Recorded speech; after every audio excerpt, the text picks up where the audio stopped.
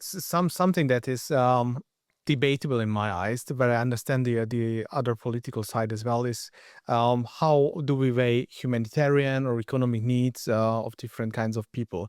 This is an argument that I understand in the migration debate, something that not only me but most European people absolutely do not understand, is how it can be that we have so many people who came either undocumented without any procedure and they are still here, or have been rejected after applying for asylum and they are still here. And this is, I think, the most controversial point of European migration policies, because if you ask in opinion polls for these groups of people, then 70-80% of the people in Europe would say no, we need to do something about the better enforcement of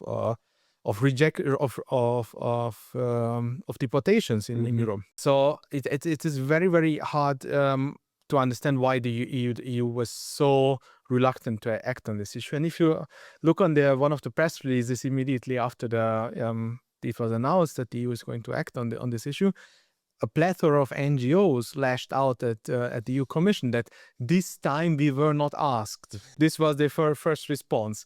So obviously the question is, why were they asked previously? And the answer is yes, because the EU migration laws and regulations, and there's many of them, they basically still date back from 2005 to 2015. There was a hot phase in EU legislation in this era, and this mess that of migration crisis in Europe since 2015 is very much a result of EU legislation that the EU was active on in this field, and all these deportations were hindered by EU legislation a lot, actually. And why?